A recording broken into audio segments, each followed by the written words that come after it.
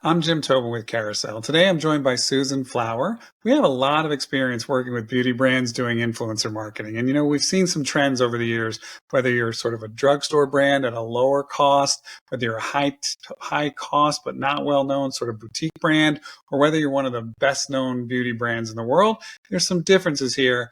There's also some commonalities. We're going to share 15 of those right now. And we're going to go kind of fast because we know you can listen fast too. I'll do the odds. Susan, you take the evens, okay? Perfect.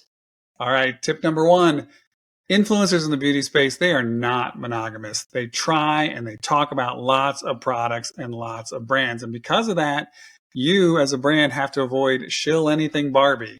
We all know her. She's the one who'll stand up and hold something up and say it's fantastic no matter what it is. Don't hire her. You need to carefully balance saturation rate, authenticity, and why they want to use your product in selecting your creators. All right. Also, intentionally select a diverse group of influencers. You need to look for people that have interesting stories to tell that they can weave into your products.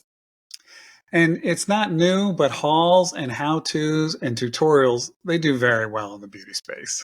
hmm Also, we can't say this enough, allow plenty of time for influencers to actually use your product.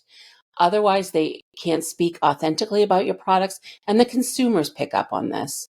Absolutely. And for e-commerce brands, the offer you're making really matters, particularly if you're not well known.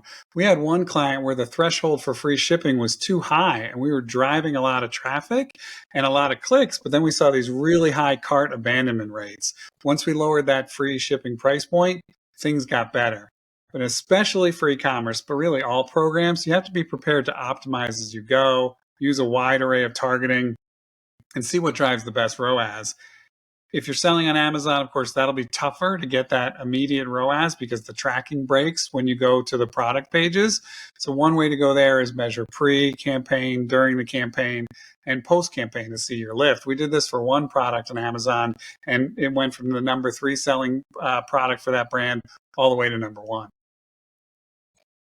All right. And ideally, your content has not only a what to buy messaging, but a why to buy now, such as add a promotion at a specific retailer or a BOGO or something free with purchase or a limited time sale. Create that FOMO with your audiences. Absolutely. Tip 7, avoid general messages like, oh, this is the best lip gloss. You got to tell that the creators have to tell the consumer why. If they talk about like 5 lip glosses a month, what makes yours special? Tie the creative into the offer if you can. We had a BOGO for Revlon mascara. So we did a mascara cocktailing, which required more than one type of brush. So the consumer was looking at the whole array of mascara from Revlon during this promotion. If you're a well known brand, you may not have to pay as much per influencer as you might if you're an unknown brand, in part because some influencers just like the credibility of working for a major brand. If you're a beauty retailer or partnered with one, show in-store content to drive home that message about where the product is located. Consistency of message is really helpful for any brand, but it's particularly important for a new beauty brand.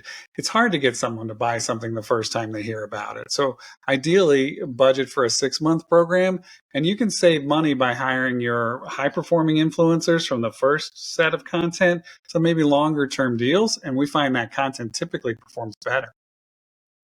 All right, one industry trend that you should be aware of is negative makeup reviews are being used to boost engagement and authenticity. It's called de-influencing. It's been in the news lately.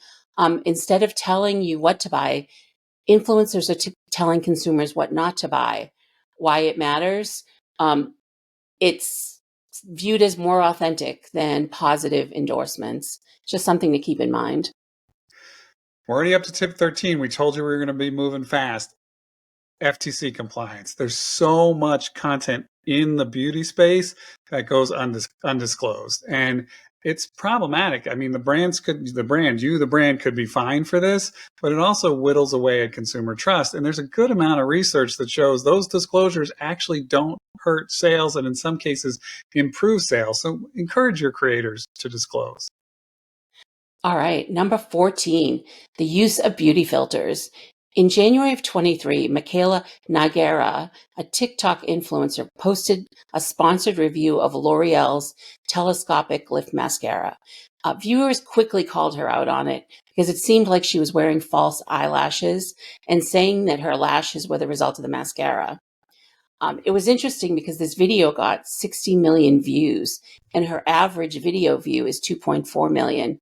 Studies have shown that the more negative comments, the more views. I mean, it definitely drives engagement.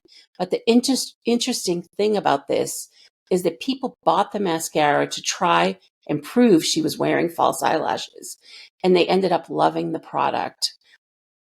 So there you go. Yeah, not necessarily what we'd recommend, but it may have worked out for them. Mhm. And finally, tip number 15, know your influencer's history. It's not enough to pull some numbers out of a search platform. You have to know if they only talk about drugstore brands and you're a high-end brand, their followers are going to know that. You have to take the time to really understand your creators and hire the ones best suited for what you do. So there you have it. 15 tips if you're a beauty brand doing influencer marketing. I hope they're helpful. And if you need any help with it, of course, let us know here at Carusele.